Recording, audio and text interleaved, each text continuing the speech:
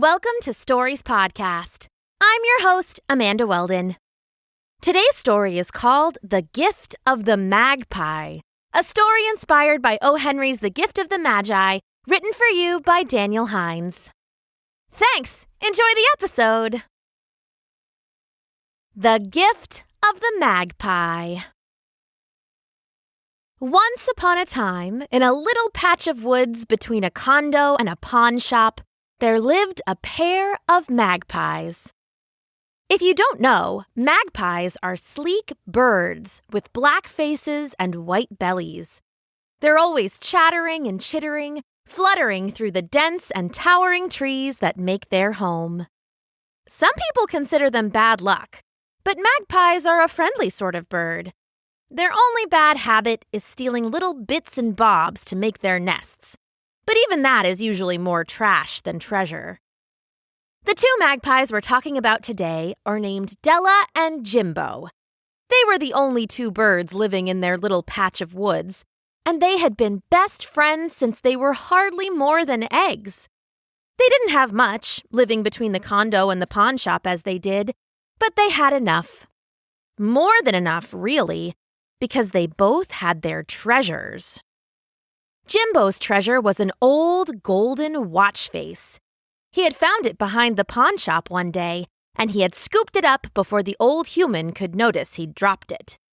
Of course, being a bird, Jimbo couldn't tell time, but every night he would pull out the watch and watch the hands tick around and the moon glint off the gold.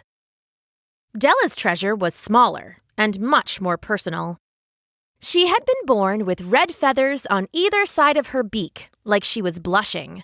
They were very uncommon among magpies, and Della was absurdly proud of them. She'd start each morning by smoothing them down with her wings, singing happily to herself. In fact, that's how she started Christmas Eve, a day that would change them both forever. "Hum-la-dum-da-dum," she said, then waved as Jimbo came fluttering over. "Hey, pal, what's your plan for today?" "I'm a little chilly today. I think I'll stay around here and look for some more bedding for my nest," Jimbo said. "What about you?" I thought I'd go look for some grubs in the grass," Della said. "Maybe I'll look for the last of the berries before they all freeze up." "Sounds good. Let's meet up tomorrow for Christmas breakfast. What do you say?" "Definitely," Della agreed. They didn't have much, so they didn't get each other gifts, but they always made sure to spend at least part of Christmas together, enjoying each other's company. They sat and chatted for a while longer and then went their separate ways. Della went to grub for grubs and was having a lot of success. She'd just eaten a particularly big and wriggly sucker when she heard a passing call. "All here, you critters, you flitters, you rubes. All here, you digglers, you wigglers, you boobs. I've got the finest, the rarest, and trust. If you don't visit me, then Christmas is bust." Curious, Della flapped through the trees until she found the source of the voice. It was a raccoon carrying a heavy, lumpy, bumpy bag. He repeated the call again and again, until the magpie fluttered down to land in front of him. "Oh, hey, friend," said Della. "What you got there?" "Only the best of the best," said the raccoon. "My name is Saffron, and I've got what you need to make this Christmas a merry one." "Oh," said Della. "What do you have?" Saffron smiled and began to rummage in his pack. "I've got rings, necklaces, some shiny cans, a few old books, a gold band for a watch, a Game Boy." "Wait," said Della. "Can I see the watch band?" She was thinking, of course, of Jimbo's shining golden watch face. Didn't he spend every morning and many evenings watching the little watch tick? Wouldn't this lovely band let him wear it so he could carry it all over? He would love that. Saffron pulled out the band with a flourish. "The finest watch-wearing utensil this side of the Mississippi." The raccoon wasn't lying. The band was glinting gold and seemed to shine in the sun. "Oh, I'll take it," said Della. "My best friend will go crazy for it. He could wear his watch as a belt while he flies." What do you have to trade?" asked the raccoon. I have some grubs and, well, that's it, really. We don't have much here. Just bugs and sticks and trees." "That's too bad," said Saffron, shaking his head. "This is a store, not a charity. I need something in exchange. Don't you have anything valuable?" "Well," said Della, "everyone always says I have the finest red feathers." The raccoon leaned in close, admiring the magpie's blushing cheeks. "Those are rather pretty, and definitely not something I've seen before. I suppose I could trade the watch band if you'd give me all those feathers." "What?" said Della, her wings touching her cheeks protectively. "They're totally unique, and they're my one treasure in the whole world, so I can't trade those." "Well, that's too bad," said the raccoon, pulling the band away from the magpie. "I don't do charity, and apparently you don't even like your friend that much." "What are you talking about?" said Della. "He's my best friend. I would do anything for him." "Well, anything except trade those feathers," said Saffron. "Seems to me that if you really like someone, you'll do whatever it takes to get them the best present possible for the holidays." "But I do really like him." "Hey, actions speak louder than words," said Saffron, packing his bag back up. "Have a good Christmas, if you can call it a Christmas without any presents." He hefted his back and turned away. "Wait!" Della called out. The raccoon's words had her feeling like a bad friend, which, to be fair, was exactly the raccoon's plan. He lived to make trades and collect stuff, and he wasn't above using guilt to get his way. I'll take the watch band." "Good decision," said Saffron. "I see we've got a smart bird on our hands." With her talons and wings and some help from the raccoon, Della soon plucked out her red cheek feathers. She was left with a bald spot on either side of her beak that got goosebumps in the cold winter air. "Simply beautiful," said Saffron, sealing the feathers in a little leather pouch. "And here is the watch band. Have a happy holiday." "You too," said Della. The raccoon nodded and trundled away into the woods, leaving her bare-cheeked and holding the watch band. "Well, it cost my feathers, but I'm a good friend. Just think of how happy Jimbo is going to be when I show him he can finally wear that old watch." The next morning, she woke up early and got ready for Jimbo to visit. She hung fresh pine boughs all over the tree and swept out the nest. She even found a bit of old newspaper and had wrapped Jimbo's present in it. "Hello, hello," said Jimbo when he finally arrived. "Merry Christmas." And then he took one look at his friend, and his face fell. He looked stricken, like he was about to be sick, like someone had plucked his wings. "Della," he said, aghast. "What have you done to your cheek feathers? They were your favorite. What did you do? What have you done?" Della felt herself blush, for real this time, and then get a little angry. "So my red feathers are gone," she said. "What, do you like me less without them? Why do you look so upset?" Jimbo sighed and pulled out a little bundle from his feathers.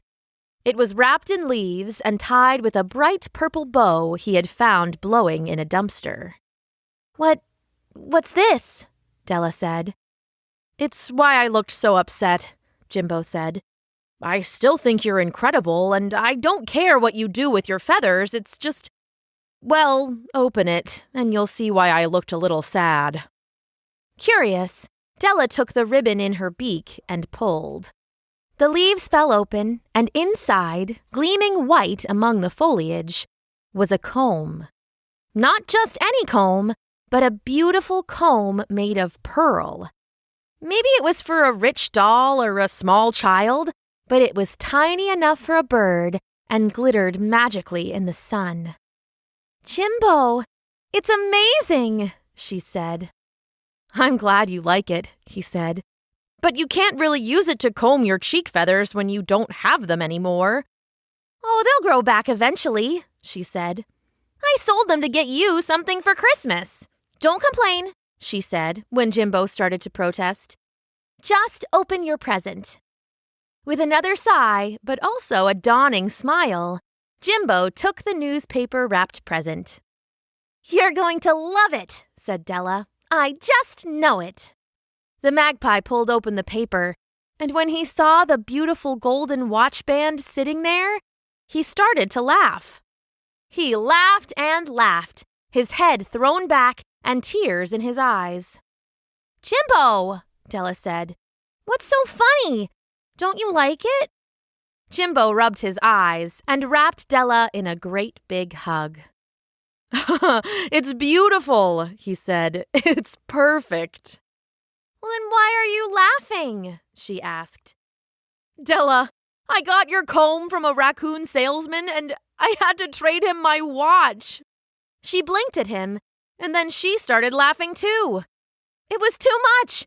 She'd traded her feathers to get him a band for the watch, and he'd traded his watch to get her a comb for her feathers.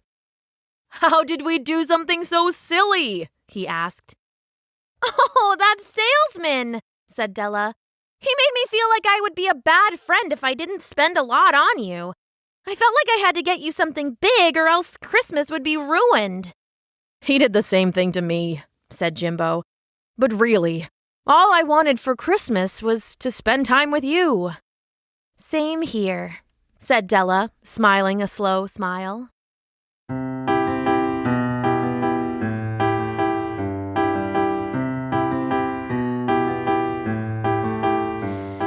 I wanted to make this holiday great and give you the perfect gift.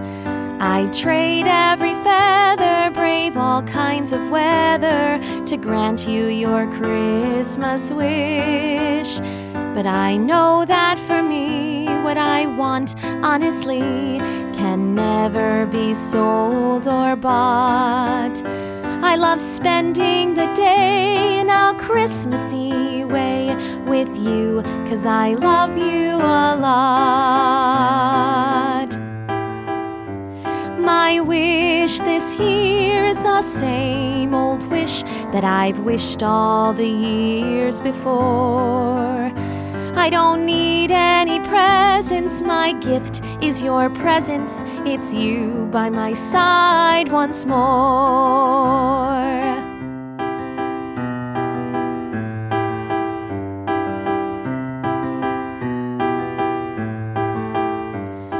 My watch was my treasure. I took such great pleasure in watching its tiny hands twirl. But when I needed to pick my watch or your gift, it was easy to choose combs of pearl. Watches tick all the day, pass the seconds away, but who knows if that time was well spent. For me, you're the one that makes days the most fun. You're my treasure, my very best friend. This Christmas I have just one wish, and the wish isn't even new. It's to spend every moment just hanging at home with my favorite person, it's you.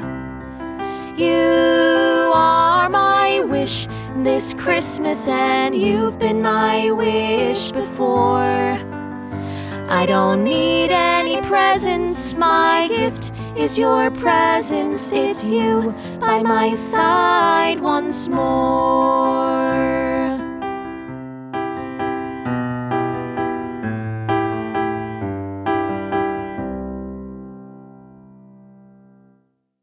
"Well, I guess everything is okay then," said Jimbo. "Still, maybe that raccoon is still in the area." Christmas scavenger hunt, Della yelled. And so they chased after the raccoon salesman. But they never did catch him. That was okay, though. They had a great day spending time with each other, and more. They learned that their friendship was better than anything they could own. And that, truly, was the greatest gift of all. The end.